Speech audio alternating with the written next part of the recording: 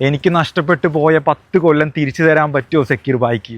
കഷ്ടപ്പെട്ട് പണിയെടുത്തുണ്ടാക്കിയ എത്ര പൈസ അറിയോ ഞാൻ ഇത്ര വർഷം കൊണ്ട് കൊണ്ടേ കളഞ്ഞത്.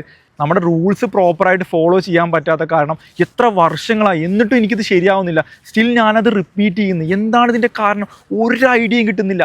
ഇമോഷണലി ഒന്ന് കൺട്രോൾ ചെയ്യാൻ എന്തെങ്കിലും വഴിയുണ്ടോ എന്ന് ചോദിക്കുന്ന ആളുകളോട് എനിക്ക് പറയാനുള്ളത്, ജസ്റ്റ് നിങ്ങളൊന്ന് ആലോചിക്കുക. നമ്മുടെയൊക്കെ ബ്രെയിൻ സിസ്റ്റം സെറ്റപ്പ് ചെയ്തിട്ടുള്ളത് അങ്ങനെയാണ്. നമ്മൾ കുറേ ബിഗ് പ്രോഫിറ്റ്സും അതുപോലെ തന്നെ ബിഗ് ലോസ് ഒക്കെ കാണുമ്പോൾ നമ്മുടെ ഡോപ്പമിൻ നല്ല പോലെ സ്പൈക്ക് ചെയ്തിട്ടുണ്ടാവും. അങ്ങനെ സ്പൈക്ക് ചെയ്ത ബോഡിയിൽ ഉറപ്പായിട്ടും നമ്മളെ ക്രിട്ടിക്കൽ തിങ്കിങ്ങും അതുപോലെ പ്ലാനിങ്ങും സ്ട്രാറ്റജിയും ഈ കാര്യങ്ങളെല്ലാം വർക്ക് ചെയ്യുന്ന നമ്മുടെ കോർട്ടെക്സിൻ്റെ ഏരിയ എന്ന് പറയുന്നത് വീക്കായിട്ടുണ്ടായിരിക്കും. സ്വാഭാവികമായിട്ടും ഈ പറഞ്ഞ ആൻസൈറ്റി, പാനിക് ആയിട്ടുള്ള കുറേ കാര്യങ്ങൾ ചെയ്യൽ, ഇങ്ങനത്തെ കാര്യങ്ങളൊക്കെ നമ്മൾ അമിഗ്ഡലയുടെ സൈഡിൽ നിന്നാണ് വരുന്നത്.